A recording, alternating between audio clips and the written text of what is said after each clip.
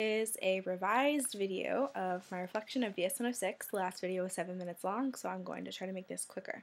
So DS106, when I first heard about it, I was extremely excited because of what we would be doing. We'd be doing a lot of creating and stuff, and that sounded fun.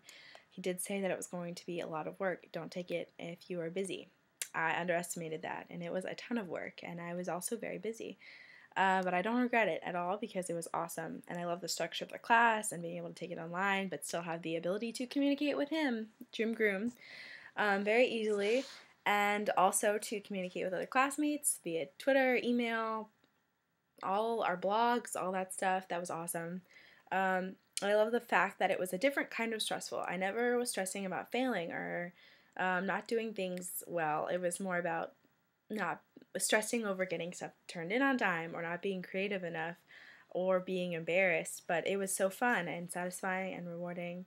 And now we have this portfolio that we can keep forever and continue to use, and not for class, just for our own lives and archiving our lives and documenting things, and that's really cool and we know how to do it. So that's awesome. It's also sort of broadened my career search. I'm a psychology major, but I'm applying for graphic design positions and multimedia positions, and that's really cool because I still want to pursue a career in psychology, but now I really would like to incorporate, digital media somehow in that job, whether it's spreading awareness for autism or anything like that, anything that could involve creating brochures or web pages. I don't know. It broadens that search, so that's really cool also. As far as what storytelling means to me now, when I first thought of storytelling, it was very much my mom sitting on my bed reading to me Cinderella or some, children's story to help me fall asleep. It has a plot and an ending, maybe a moral to the story. And now that's not what it is. It's not just spoken words, it's not written words, it's not movies. It's videos without sounds or without speaking or just sounds alone, with no words and no video, no video. It's also music or digital art or photography with no words. It's even shapes or lines. It's about narrating a process, and it doesn't have to have a plot or an ending or even a meaning, although it is satisfying when there's a meaning. It's about sharing ideas and finding and sharing inspiration with others, and at least from the context of this class, that's what I have gotten out of the new meaning of storytelling.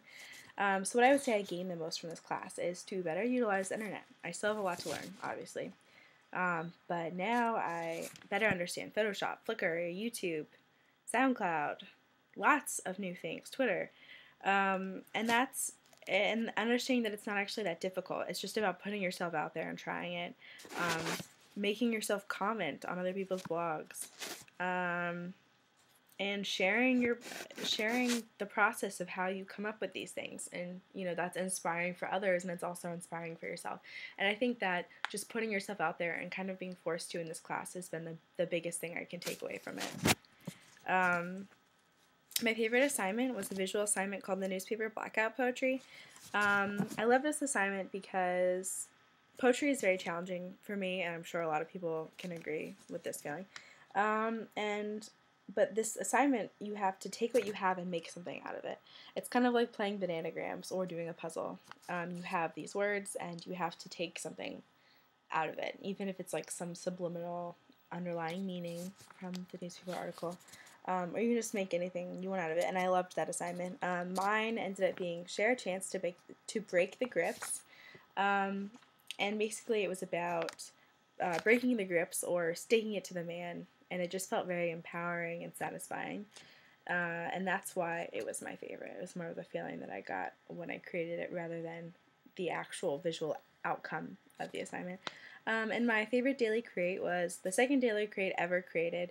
It was 30-second breaking news clip, and I chose this because it was the first video I had ever uploaded to YouTube, and that was just funny to me to look back at it now, 13 weeks later, and I still really like the idea. It reminded me, it was like a 30-minute or a 30-second clip of a tornado going through my room because it was a mess, and my room is still a mess to this day.